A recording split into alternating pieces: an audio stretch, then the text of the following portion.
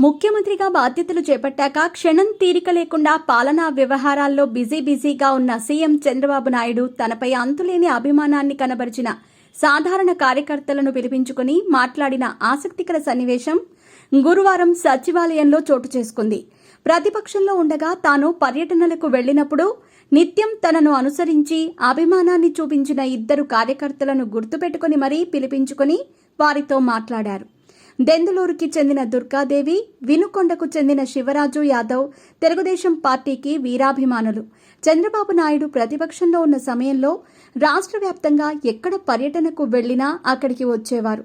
దెందులూరుకి చెందిన దుర్గాదేవి చంద్రబాబును కాన్వాయ్తో పాటు స్కూటీపై వచ్చి ఉత్సాహంగా పాల్గొనేది. వినుకొండకు చెందిన శివరాజు యాదవ్ చంద్రబాబు పర్యటనలను ముందుగానే తెలుసుకుని అక్కడికి చేరుకునేవాడు.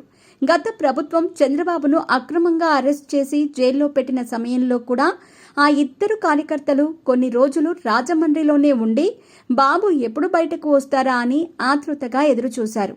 తనపై అంతులేని అభిమానాన్ని కనబరిచిన ఆ ఇద్దరినీ గుర్తించిన సీఎం చంద్రబాబు నాయుడు వ్యక్తిగత సిబ్బంది ద్వారా ప్రత్యేకంగా గురువారం పిలిపించుకున్నారు. ఆప్యాయంగా పలకరించి వారి కుటుంబ నేపథ్యాన్ని వాకబు చేశారు. సాక్షాత్తు తమ అభిమాన నాయకుడే నేరుగా తమతో మాట్లాడటంతో దుర్గాదేవి, శివరాజు యాదవ్ ఆనందానికి అవధులు లేకుండా పోయాయి. పార్టీ కార్యకర్తలకు చంద్రబాబు ఎంత విలువ ఇస్తారన్నదానికి ఇదొక మచ్చుతనకగా చెప్పొచ్చు.